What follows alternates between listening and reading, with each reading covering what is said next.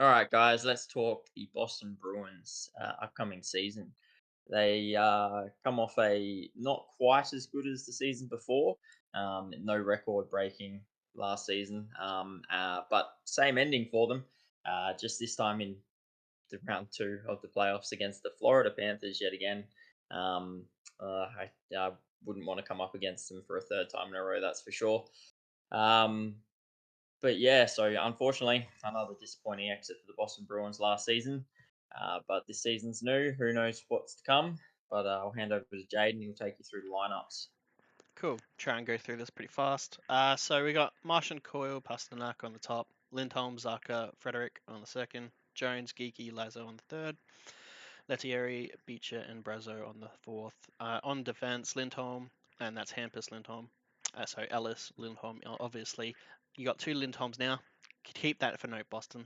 You got McAvoy, Zadorov, Carlo, Witherspoon, and Peak. Goalies, a little bit of a change up there with Corpusalo in and Swayman there still yet to be signed. Obviously, Ulmark missing there, and just a few notes there in the press box. But I guess I can pass over to Nick just to go through any just notable ins and outs for the Boston Bruins. Yeah, I mean, it's a bit of a mixed bag. They lost a lot of their depth pieces and obviously a few of their rentals. Shattenkirk, Pat Maroon, obviously becoming unrestricted free agents. Ben Riemsdyk, Milan Lukic as well. They also lose Danton Heinen, Grizzlick. But the most notable one of all of those is Jake DeBrusk, becoming an unrestricted free agent and signing the Vancouver Canucks. Also, Linus Olmark. So probably the only two main names. I know, like Heinen's reasonable. Grizzly was all right. And the rest are really just depth pieces mostly. But Jake DeBrusk, big loss. And obviously the trade of Linus Olmark to the Ottawa Senators. But yeah, outside of that, not too much. They didn't lose too much, but also they didn't bring in a whole heap either. Really, the only ones of note: Nikita Zadorov on the defense and Elias Lindholm. Um, which I mean, uh, Cap Wages currently has him down as the left winger, I think, or right winger.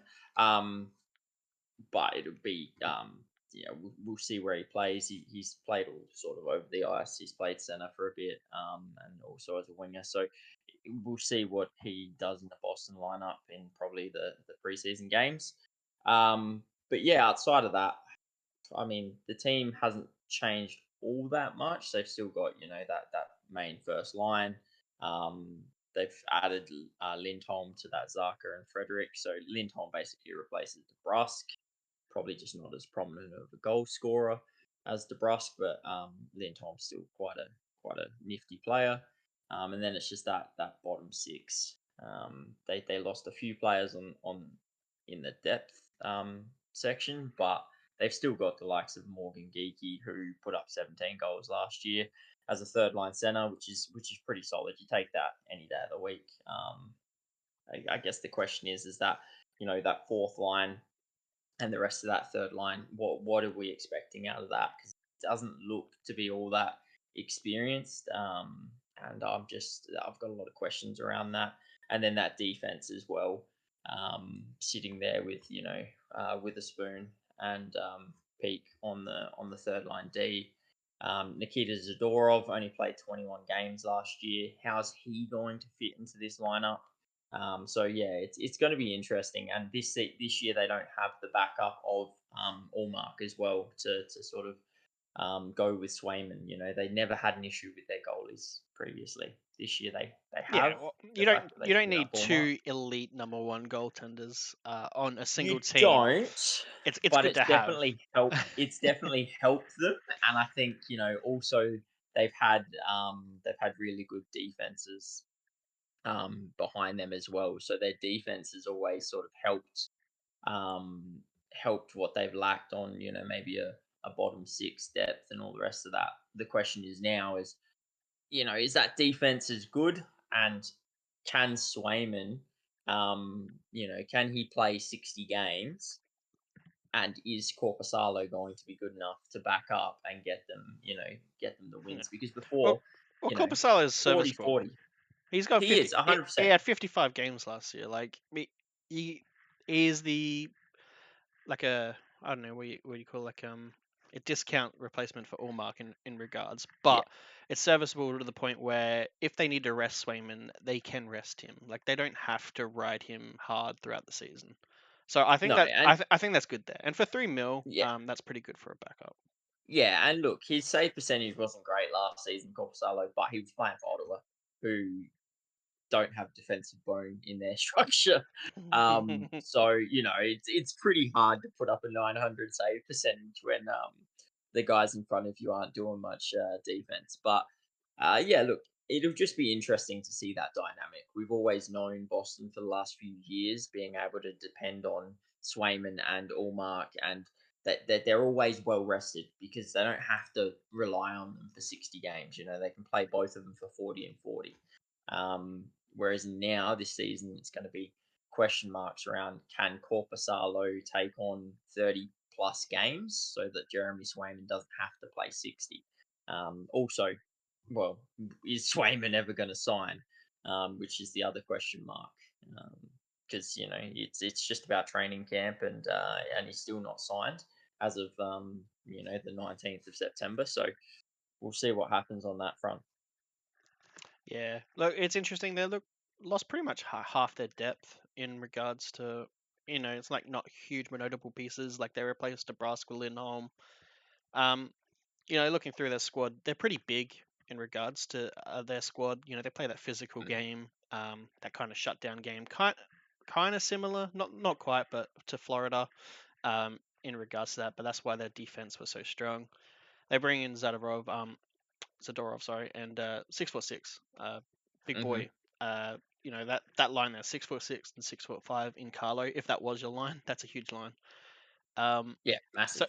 so these are big players. They're gonna hit you. They're gonna shut you down. I think the smallest guy is Marchand at 5'9", and even he, can pack a punch. So that is what's going to be. That is their motto. It's been their motto for a long time. They're still stuck to it. I feel like the players they brought in can do it. I guess my concerns on probably the second line. Just looking at Pavel Zacha, been amazing. And had an amazing season last season. But he's more of a playmaker style player, and losing Yeah. DeBrusque, who is more of a sniper style player, and then you bring in Lindholm, who sometimes lacks the Who's goal scoring. I'm yeah. wondering, Where do is those that goals is come that from? s- is that second line going to suffer or not? Um, Yeah. so Yeah. that is my concern for the Boston at the moment. Just looking at this current projected lineup. Yeah. Well, I mean, I guess that's going to be the question mark on do they have to mix up a couple of the lines. Do they have to put a Pasternak with a Lindholm or a Zaka with a Pasternak? Like, what do you need to do to get that goal scoring? Because that at the moment, and obviously this is just what cap wages has, but I can't see Lindholm, Zaka, and Frederick being the second line. I just don't think that it's potent enough in terms of goal Mm, scoring. I think you're going to have to mix it up with some of those first liners, whether it's Marchand yeah, or Pasternak. One of those have to mix. I don't think you can have that top line and that second line. I think it's got to be a mixture. And then I yeah, the personally like bottom Zaka six. playing with Pasta, Yeah, on that top well, line. That's personally how I like it. yeah. Um, but obviously it's up to the coach. But No, no, I agree with you. I think they definitely have to do that. I just don't think Lindholm and Zaka are going to be able to produce enough goals working together. I think they need a goal scorer there, and that's going to come in the form of Pasta or Marchand. Um, but look, it'll be interesting. I just want to make a correction. I said Zadorov only played 21 games because it was on cap wages, but it didn't take into account his games played with Vancouver. So I didn't think he had an injury plagued season, but I saw 21 games and just want to throw that correction out. He did play 74 games for the season and 13 playoff games and played quite well in the playoffs as well. So shouldn't have any issues with in terms of injuries with him.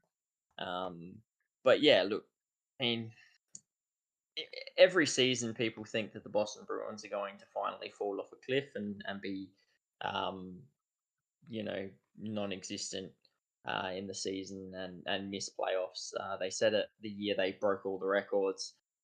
They said it last season that they were going to fall off, and I guess they did a little bit, but they still finished seventh overall in the NHL standings and went to the second round playoffs.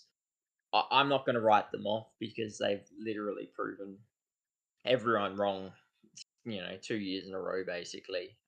But there are some big question marks, and I just don't know how much longer this team can hold on, especially with a couple of the players they've lost. So yeah, Yeah, like they don't have too many bad contracts. Like the Lindholm, there's like Elias and Lindholm at 7.7 for 7 years. He's already 29. That can be a little bit iffy.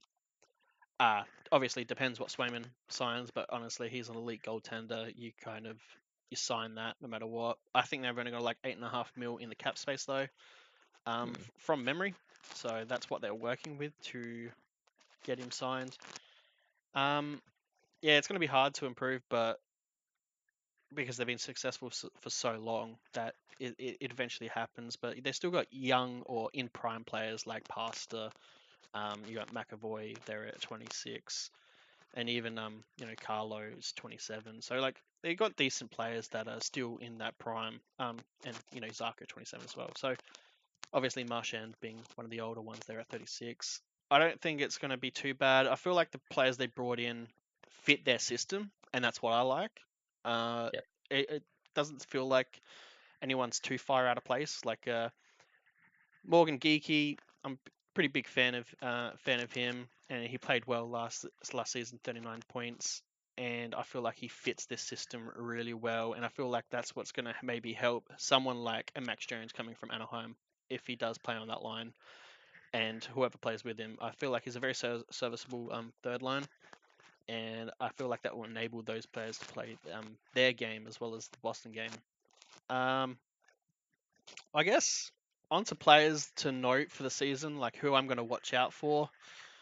It's honestly hard to look at who I'm going to pick out, but I'm probably going to look at someone like Azaka, honestly, to see if his goal production continues what he did, last 2 years, getting 21 goals. So he's done that, 57 and then 59 points, 2 years in a row, pretty consistent.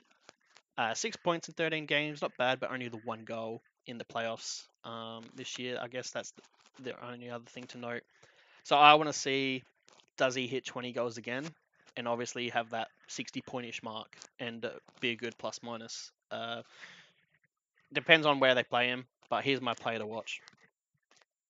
yeah. I'm going for the veteran. I'm going to go with Brad Marchand. See His if he falls plus off. minus. Yeah, yeah. I mean, he's 36 years old. He's one of the league's best players. I know, obviously there's a lot of hatred around Brad Marchand for what he's done, what he has done in the past, and all the rest of that.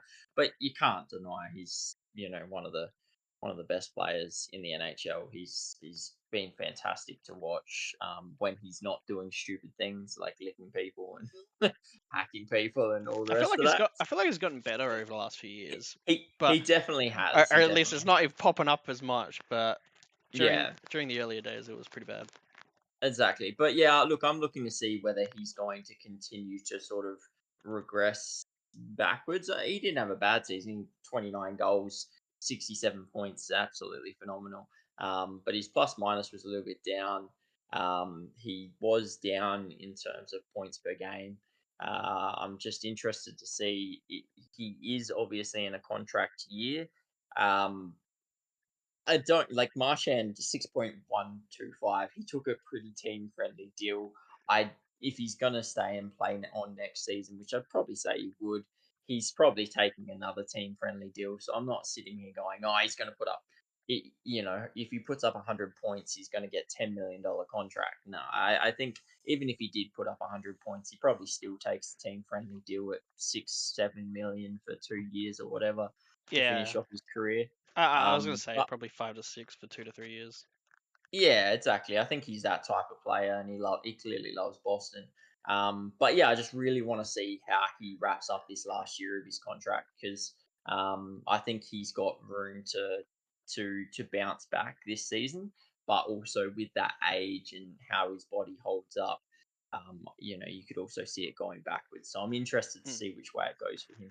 Yeah, it's hard with Marchand because he's 36 and he hasn't really regressed. But No, generally, smaller players, they'll either if you stay injury free, from the big hits, you stay in your career longer. He's obviously taken a few big hits through his career, and that slows you down. And for smaller players, a lot of smaller players, it's all about the speed. So you want to make sure that his speed is still there. It hasn't fallen yeah, off because for smaller players like 5'9", that's a big part of their game. yeah, We all know he can throw his body around, but that is a big part of the game. So if he takes a big regress in that area, you could probably see a regress in points. I don't think that will happen, especially when you mm, have a passer on your line. I don't think you have to do too much to get an assist with him on your line. So it's 3 points really. But yeah, yeah, I think they'll play the same system they have the last few years. I think it's a good team. Obviously, the goaltending. You lose an elite goaltender, but you still have possibly they haven't signed him yet an elite goaltender, and then you got a serviceable goaltender in Corpusalo, who obviously well it came from a bad team, so his stats were you know shot down, but played 55 games, and that's what you like to see. All in yeah. all, No, I still I think, still think playoffs probably yeah. another Toronto or Florida bash out and see who knocks each other out. Yeah, no, no, I can still see them making the playoffs. I think they've got the team to do it. I think at worst you'll see them at least fighting for a wild card spot. I don't think we're going to see a massive fall off a cliff where they're 15, 20 points out of a playoff race. I think if anything, they may just miss the wild card spot. But I'm thinking that they're probably playoff bound again. Hmm. All right. Let us know what you think of the Boston Bruins and their season going forward. If you agree or disagree with any of our opinions, comment below. Don't forget to like the video and subscribe to the channel for more hockey content. But I guess till next time, guys, we'll catch you. See you guys.